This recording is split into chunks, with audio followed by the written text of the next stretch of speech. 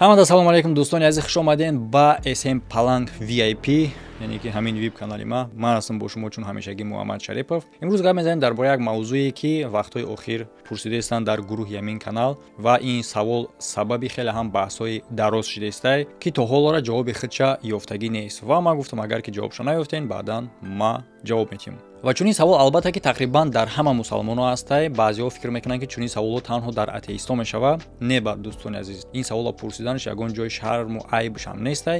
Бояд ин саволҳоро пурсӣ. Лекин аз хотири оне ки баъзе намояндаҳои дин ки аз унҳо савол мепурсанд чунин саволҳоро ҷавоби хеле ҳам бад метиҳанд, яъне ки ҷавоб метиҳанд ки чунин саволҳо натиҳен, ба хотири оне ки ин саволҳо сабаб мешавад ки шумо аз дин хориҷ шин. Ин гап дуруст нест. Он одамо дар ин саволҳо ҷавоб наметиҳанд ба хотири оне ки надоранд ҷавоб. В принципе, логично. Ва чунин саволҳоро пурсидан тира аз дин хориҷ намекунад ё ин ки имони тира заиф намекунад. Имони тира заиф мекунад шубҳа. Шубҳара сабабаш чӣ мешавад? Шубҳара сабабаш оне мешавад ки ту ҷавоб дар саволи худат намеёвӣ. Ва маҳз ҳамин гуна намояндаҳо мегӯянд ки ту ин гуна саволҳоро натеҳ.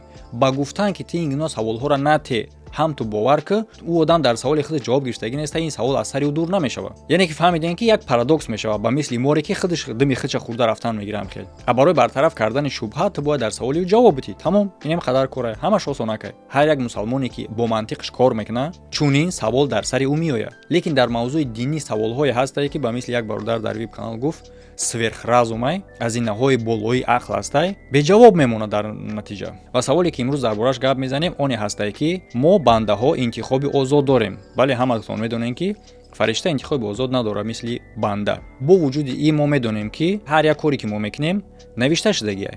Тармай хитояни ба фикр мебинем чи дусмонай карибастан хеле самшин душмано моро тақдимонам хеле тақдимо.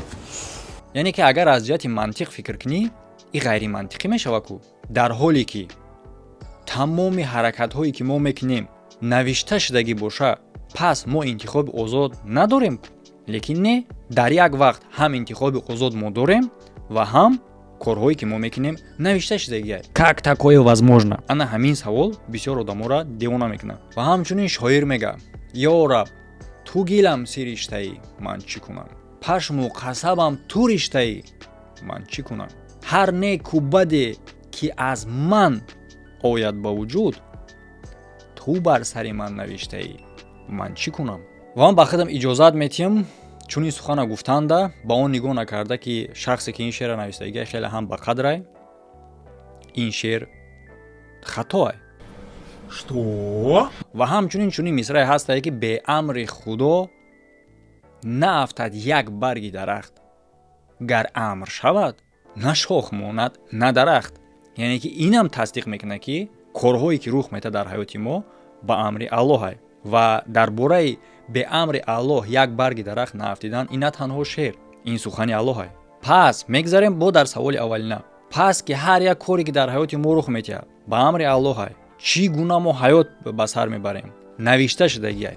пас чӣ гуна мо интихоби озод дорем? Савол аввалан душвор ба назар мерасад, лекин муҳимай. ва шахсе ки чунин савол метиҳад аз дин хориҷ намешавад. ва ин савол ҷавоб дорад. ба хости Аллоҳ мувофиқи ӯ фаҳмишу тафаккуре ки дар ма додагиай, ма ба худам иҷозат медиҳам ки дар ин суол ба шумо ҷавобе бидиҳам ки ягон заррачаи дигар шубҳа намемонад баъди ҷавоба гирифтан. бадиш оне ҳастае ки аз ҳамин чиз сӯистифода карда бисёр одамо ба фоидаи худшон истифода мебаранд ва бадию корҳои гуноҳҳои худшона ба ҳамин мепӯшонанд. яъне ки Аллоҳ хост чунин шид ва ҳатто баъзе моҷароҳои хеле ҳам бада ба оне рабт метиҳанд ки хай пушташ нагарден. хости Аллоҳай, бехости Аллоҳ барг намеафтад. ин гапҳоам хатоай. гӯш кунед, инҷаша аҳамият ден. ман рад накардесам онеро ки ба хости Аллоҳ нест. ва ман мегӯм ки бе амри Аллоҳ як атом барг як тараф беста, як атом намеҷунба. пас ҳамаш ки амри Аллоҳ боша, кан интихоби озоди мо. гуноҳҳое ки мо мекунем навиштагӣ боша, пас чӣ гуна мо метавонем ӯ кора накунем? дар куҷо мешавад интихоби озоди мо? дуруст? ҳама дар ин ҳолатҳо ҳамин нуқтада меоянд. акнун омода бошен, ба диққат бинем чӯ якотон абнавид кардагӣ бошаву давом метиҳем.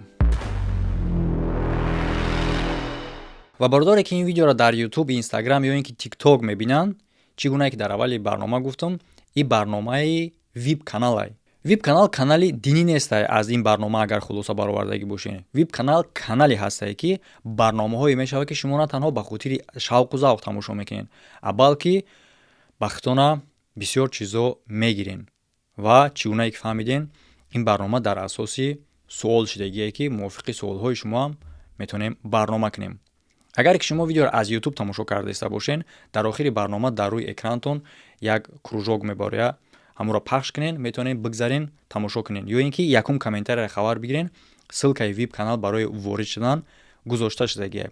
агар ки дар TikTok ва Instagram тамошо кунен, ё ин ки описанияи сайта бибинен ва ё ин ки агар ки дар уҷа наёфтен, дар директи ма бинависен, ман ссилкаро дар шумо роӣ мекунам. ҳамада хайр, интизорумтон дар веб канал. агар шахсе бошен ки чунин видеоҳоро ҷустуҷӯ кунен ки мағзи шуморо тамрин бития, на танҳо барои шавқу завқ.